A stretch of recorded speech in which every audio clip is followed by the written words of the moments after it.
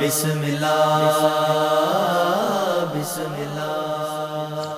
اعوذ باللہ من الشیطان الرجیم، بسم اللہ الرحمن الرحیم۔ ناظرین کرام، ہمارا پروگرام ماہ رمضان اور قرآن، اس حوالے سے محمد عارف امان ایڈوکیٹ سپریم کورٹ آج 13واں روزہ 13ویں سپارے کا خلاصہ آپ کی خدمت میں پیش کیا جائے گا۔ جیسے آپ جانتے ہیں کہ سورہ یوسف کا ذکر ہو رہا ہے، جو 12ویں سپارے میں بھی آیا اور 13ویں سپارے میں بھی اس کا کچھ حصہ موجود ہے۔ اللہ کریم نے فرمایا کہ انسان کا نفس اسے برائی پر اکساتا ہے، لیکن انسان کی ڈیوٹی یہ ہے کہ وہ نفس کی نفی کرتے ہوئے نیکی کے راستے پر گامزن رہے۔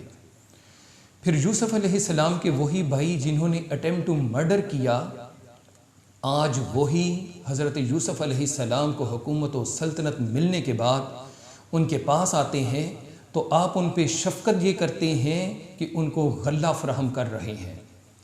اور انسان یہ سمجھتا ہے کہ سب سے زیادہ علم میرے پاس ہے یا فلاں چیز میرے پاس ہے، مجھے برتری حاصل ہے، مگر فرمایا وَفَوْقَ كُلِّ ذِي عِلْمٍ عَلِيمٍ، ایک سے بڑھ کے ایک انسان کو ہم نے علم کی دولت سے نوازا ہے۔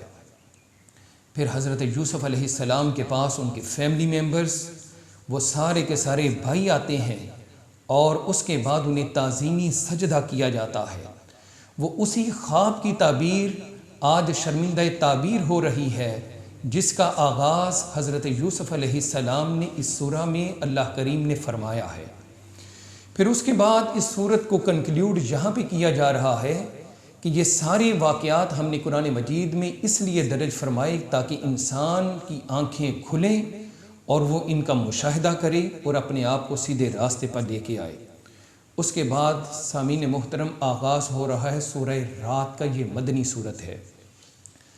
اللہ کریم نے فرمایا کہ وہ کریٹر ہے زمین کا، آسمان کا، عرش کا، رات کا، دن کا، پھر نہریں بنائیں، پھر اس کے بعد تمہارے لیے مختلف قسم کے پھلوں کو اللہ کریم نے پیدا فرمایا، اور ماں کے پیٹ میں بھی جو کچھ ہے وہ اللہ کریم بہتر جانتے ہیں۔ اور یہیں پہ تذکرہ کیا جاتا ہے کہ انسان کی پروٹیکشن کے لیے، اس کی سیفٹی کے لیے فرشتے اس کے آگے بھی ہوتے ہیں، پیچھے بھی ہوتے ہیں، اور ہمیں حکم ارشاد ہوا کہ اپنی کمٹمنٹ کو پورا کرو،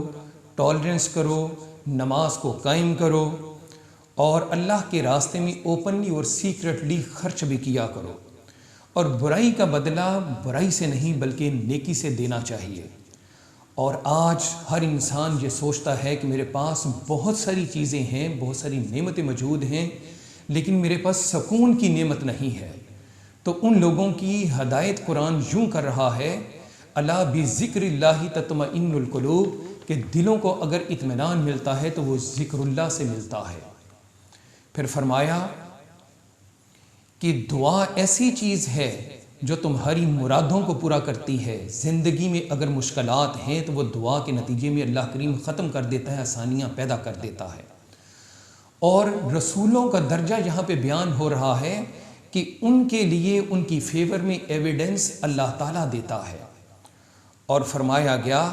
سورہ ابراہیم کا آغاز آگے ہو جاتا ہے کہ ہر رسول کو ہم نے جس قوم کی جانب مبعوث فرمایا یا بھیجا، وہ قوم جون سی زبان استعمال کرتی ہے اسی لینگویج کا بولنے والا نبی ان میں موجود ہوتا ہے۔ ذکر موسیٰ کا ذکر آتا ہے، جس زمانے میں میل چائلڈ کو قتل کر دیا جاتا تھا اور فیمیل بیبی کو زندہ رکھ لیا جاتا تھا، اور فرمایا کہ اگر تم تھینک فل ہوگے تو ہم اپنی نعمتوں کی برسات، بارش اور زیادہ تم پہ کریں گے، لیکن اگر تم انکار کرو گے، کفر کرو گے، ناشکری کرو گے تو اللہ تعالیٰ تمہیں پنشمنٹ سے دوچار کرے گا۔ اور وہ پنشمنٹ میں سے ایک یہ ہے کہ قیامت کے دن دوزخ میں جو پینے کی چیز دی جائے گی وہ پیپ ہوگی۔ اور فرمایا اس دوزخ کے عذاب میں دوزخی التجا یہ کرے گا کہ کاش اسے موت آ جائے، مگر اس کے بعد اسے موت نہیں آئے گی۔ اور فرمایا اگر اللہ کریم چاہیں تو تم ساروں کو یہاں سے دنیا سے ختم کر دیں اور تمہاری جگہ پہ نئی مخلوق لے کے آ سکتے ہیں جو فرما بردار ہو۔ اور فرمایا آن دی ڈے آف ججمنٹ، شیطان بھی اللہ کے وعدے کو سچا وعدہ کہے گا، اور اس کے بعد آج دنیا کے اندر وہ لوگوں کو بہکا رہا ہے، لیکن قیامت کے دن وہ اللہ کے سامنے یہ سٹیٹمنٹ دے گا کہ لوگ بذات خود گلٹی ہیں اور لوگوں کو وہ اس میں مورد الزام ٹھہرا رہا ہوگا۔ پھر فرمایا اچھی بات کی ایگزامپل ایسے ہے جیسے پھلدار درخت ہو جس سے لوگ فیض یاب ہوتے ہیں، اور بری بات کی مثال ایسے ہے جیسے کوئی گندا درخت ہو۔ پھر ناظرین کرام 13ویں سپارے میں ذکر آ رہا ہے حضرت ابراہیم علیہ السلام کا، جب انہوں نے حضرت ہاجرہ اور حضرت اسماعیل علیہ السلام کو کعبہ کے پاس ایک ویرانے میں چھوڑ کے آئے تھے، مگر ان کے لیے دعا یہ کی تھی کہ مولا انہیں نماز کا پابند رکھنا، لوگوں کے دلوں کو ان کی طرف پھیر دینا،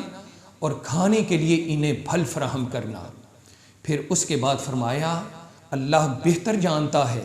جو کچھ تم ظاہر کرتے ہو اور جو کچھ تم چھپاتے ہو۔ پھر اس کے بعد اس دعا کا تذکرہ کیا جا رہا ہے، اس کو مینشن کیا جا رہا ہے جو دعا ہر نمازی اپنے نماز کے اختتام پر تشہد میں پڑھتا ہے، ربی اجعلنی مقیم الصلاۃ ومن ذریتی ربنا وتقبل دعا ربنا اغفر لی ولوالدی وللمؤمنین یوم یقوم الحساب۔ وہ دعا کرتا ہے کہ مولا مجھے بھی اور میری اولاد کو بھی نماز قائم کرنے والا بنا دے، اور مجھے، میرے والدین کو، اور قیامت تک جتنے بلیورز نے آنا ہے ان سب کو فارگیو کر دے۔ اور اس کے بعد ناظرین کرام قیامت کا منظر پیش کیا جا رہا ہے، اور فرمایا ہم آسمان کو اور زمین کو اس حالت میں نہیں رہنے دیں گے بلکہ اس کو تبدیل کر دیا جائے گا، اور کہا جو کرمنلز ہیں ان کے ہاتھ اور پاؤں بندھے ہوئے ہوں گے، اور کنکلیوڈ جہاں پہ ہے کہ قرآن کا میسج